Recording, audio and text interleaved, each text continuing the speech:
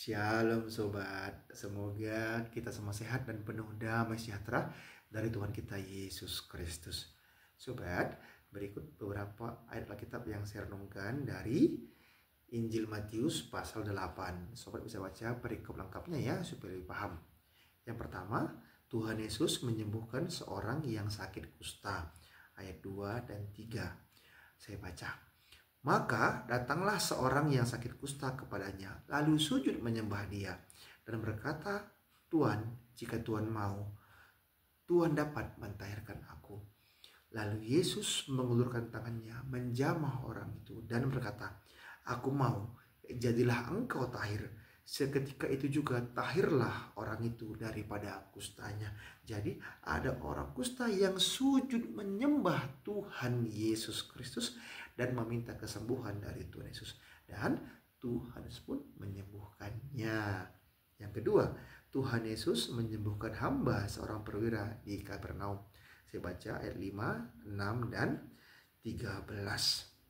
Ketika Yesus masuk ke Kapernaum, datanglah seorang perwira mendapatkan dia dan memohon kepadanya, Tuhan, hambaku terbaring di rumah karena sakit lumpuh dan ia sangat menderita. Lalu Yesus berkata kepada perwira itu, pulanglah dan jadilah kepadamu seperti yang engkau percaya. Maka pada saat itu juga sembuhlah hambanya. Jadi seorang perwira ini juga beriman dan percaya kepada Tuhan Yesus Kristus bahwa Tuhan Yesus Kristus mampu menyembuhkan hambanya. Dan oleh karena iman dan kepercayaan dari perwira ini, maka hamba dari perwira itu pun sembuh. Nah, makanya di ayat 10 Tuhan berkata, setelah Yesus mendengar hal itu, heranlah ia dan berkata kepada mereka yang mengikutinya, aku berkata kepadamu, sesungguhnya iman sebesar ini tidak pernah aku jumpai pada seorang pun di antara orang Israel. Nah, jadi pada saat itu banyak orang Israel yang tidak beriman, tetapi perwira ini beriman kepada Tuhan Yesus Kristus dan percaya bahwa Tuhan Yesus Kristus mampu menyembuhkan hambanya. Oke, sobat, yang ketiga, Tuhan Yesus menyembuhkan ibu mertua Petrus dan orang-orang lain. Saya baca ayat 14 sampai 17. Setibanya di rumah Petrus, Yesus pun melihat ibu mertua Petrus terbaring karena sakit demam. Maka dipegangnya tangan perempuan itu, lalu lenyaplah demamnya. Ia pun bangunlah dan melayani dia. Menjelang malam, dibawalah kepada Yesus banyak orang yang kerasukan setan. Dan dengan sepatah kata, Yesus mengusir roh-roh itu dan menyembuhkan orang-orang yang menderita sakit. Hal itu terjadi supaya genaplah firman yang disampaikan oleh Nabi Yesaya. Dialah yang memikul kelemahan kita dan menanggung penyakit kita. Jadi Tuhan Yesus pun menyembuhkan banyak orang, sobat. Nah, terbukti bahwa Yesus Kristus adalah Tuhan yang Maha Kuasa, Tuhan yang menyembuhkan, yang membuktikan kasih-Nya dengan menyembuhkan banyak orang, sobat, yang sakit disembuhkan. Hal itu terjadi supaya genaplah firman yang disampaikan oleh Nabi Yesaya. Dialah yang memikul kelemahan kita dan menanggung penyakit kita. Selanjutnya, hal mengikut Yesus. Saya baca ayat 18 sampai 22. Ketika Yesus melihat orang banyak mengelilinginya, ia menyuruh bertolak ke seberang. Lalu datanglah seorang ahli Taurat dan berkata kepadanya, Guru, aku akan mengikut engkau kemana saja engkau pergi. Yesus berkata kepadanya, serigala mempunyai liang dan burung mempunyai sarang, tetapi anak manusia tidak mempunyai tempat untuk meletakkan kepalanya. Seorang lain, yaitu salah seorang muridnya, berkata kepadanya, Tuhan, izinkanlah aku pergi dahulu menguburkan ayahku. Tetapi Yesus berkata kepadanya, ikutlah aku, dan biarlah orang-orang mati menguburkan orang-orang mati mereka. Jadi apa? Mari datang dan mengikuti Tuhan Yesus Kristus dan menyerahkan hidup kita untuk Tuhan Yesus Kristus, untuk melayani Tuhan Yesus Kristus, ya sobat ya. Nah, jadi jangan menolak apa yang diperintahkan oleh Tuhan Yesus Kristus. Jangan mencari-cari alasan. Jadi mari kita percaya kepada Tuhan Yesus Kristus ya sobat ya. Saya baca Filipi 1 ayat 29. Sebab kepada kamu dikaruniakan bukan saja untuk percaya kepada Kristus, melainkan juga untuk menderita untuk Dia.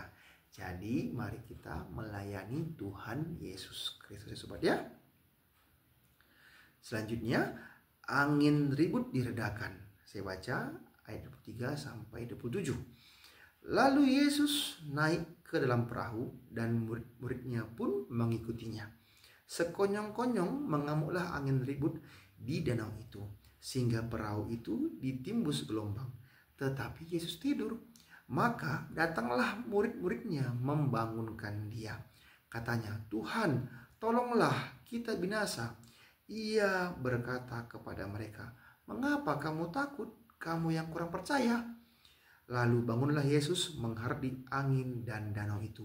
Maka danau itu menjadi teduh sekali. Dan heranlah orang-orang itu. Katanya, orang apakah dia ini? Sehingga angin dan danau pun taat kepadanya. Ini sebagai bukti bahwa Tuhan Yesus Kristus berkuasa atas alam semesta. Dan heranlah orang-orang itu, katanya, orang apakah dia ini sehingga angin dan danau pun taat kepadanya. Jelas bahwa Tuhan Yesus Kristus adalah Tuhan yang maha kuasa, yang datang dari surga ke dunia ini mengambil rupa sebagai manusia untuk menyelamatkan semua orang berdosa yang percaya kepadanya. Dan di ayat ini menjelaskan bahwa Tuhan Yesus pun berkuasa atas alam semesta. Dan di sini dilihat bahwa angin dan danau pun taat kepada Tuhan Yesus Kristus. Oke sobat, selanjutnya saya baca.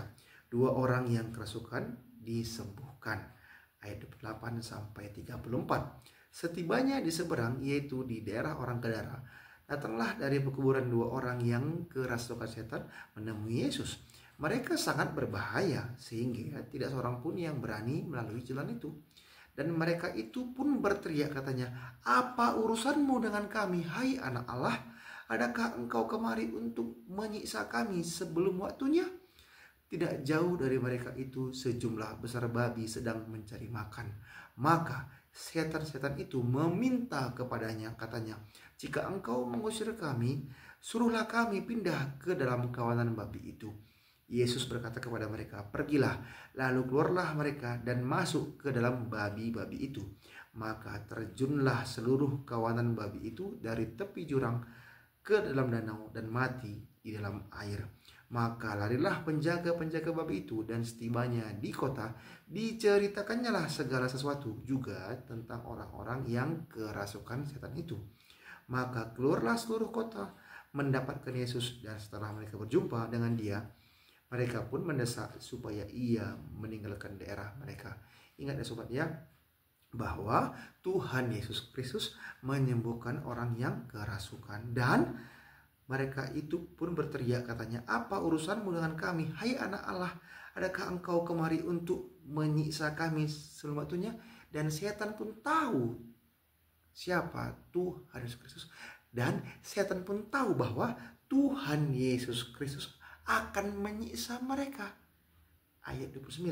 Dan mereka itu pun berteriak, katanya, apa urusanmu dengan kami, hai anak Allah?